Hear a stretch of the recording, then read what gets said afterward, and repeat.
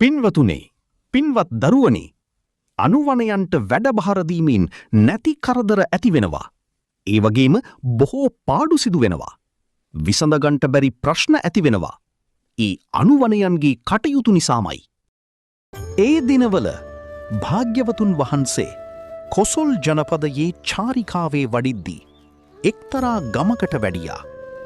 ඒ ගමේ සිටිය ප්‍රධානියෙක් භාග්‍යවතුන් වහන්සේට ආරාධනා කොට තමන්ගේ උයනී වඩා හිඳුවා බුදුන් ප්‍රමුඛ මහා සංඝයාට දානය පූජා කළා.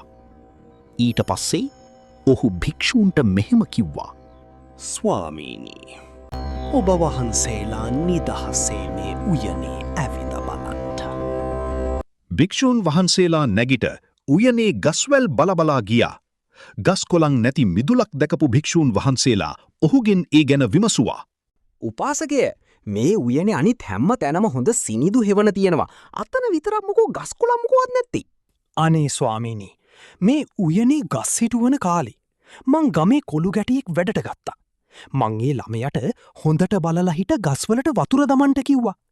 එතකොට මේ කොළුවා සිටවපු පැල උදුර මුල් තෙමිලද බලනවා. බලබලා වතුර දාන්ට පටන් ගත්තා. ඒ නිසා ඒ පැල ඔක්කොම මැරිලා ගියා. ඒකයි ඕපන මිදුල වගේ වුණේ. එතකොට භික්ෂූන් වහන්සේලා භාග්‍යවතුන් වහන්සේව බැහැදැක මේ කාරණයේ කියා සිටියා. මහණෙනි, ඔය ගම්දරුවා උයන විනාශ කළේ මේ ආත්මේ විතරක් නොවෙයි.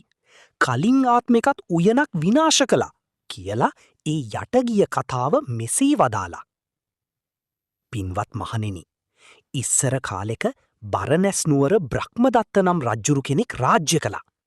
දවසක් බරණැස් නුවර නැකත් වෙලාව දැනුම් දුන්නා. ඒ නැකත් වෙලාවට බෙර ගහනවා, සක්පිමිනවා, සීනුනාද කරනවා. එතකොට නගරවාසීන් උත්සවවලට එහෙ මෙහි යනවා.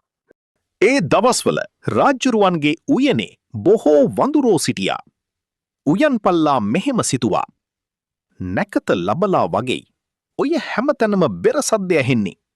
මාත් නැකත් කෙලියට යන්ට ඕනෑ කියලා උයනේ ඉන්න ප්‍රධාන වඳුරාට කතා කළා. සගය, වඳුර නායකය, මේ උයන තොපටත් මහෝපකාරයි. තොපත් මෙහි මල්, තලු, ගෙඩි කනවා නොවැ. ඇහුණා නීද මහා බෙර සද්දේ? නැකත ලබලා නගරයේ නැකත් කිලි පටනරං මාත් එහි යන්ට ඕනා.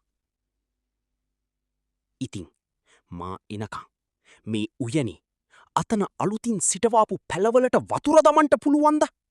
ඔව් මං වතුර දාමන්නම් කියලා නායක වඳුරා පිළිතුරු දුන්නා. එතකොට උයන්පල්ලා වතුරවත් කරන භාජනයි වතුරගේන දිය ලබ්බයි වඳුරාට දුන්නා. එතකොට වඳුරෝ ඔක්කොම වැඩේට එකතු වුණා.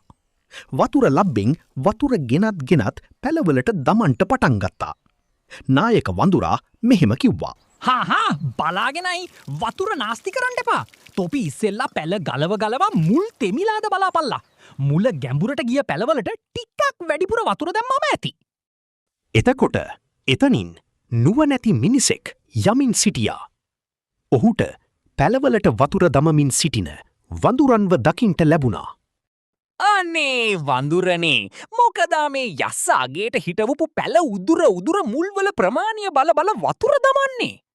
අපට අපේ නායක වඳුරා උපදෙස් දුන්නේ මෙහෙම තමයි කියලා වඳුරන් පිළිතුරු දුන්නා.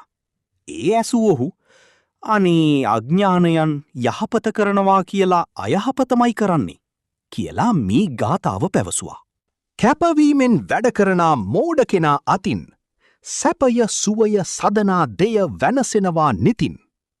වැඩගන්නට ගියොත් මෙසේ අනුවනයා වෙතින් ඔහුට ලැබෙයි වඳුර නිසා නැසුණු උයන ලෙසින්. මෙසේ මහණෙනි, ඒ නුවණැති පුරුෂයා නායක වඳුරාගේ මෝඩ ක්‍රියාවට සරදම් කොට නික්ම ගියා. එදා නායක වඳුරා වෙලා උයනේ පැල උදුරපු කෙනාම මෙදා ගමේ කොළුවෙක් වෙලා ඒ වැඩේම කළා.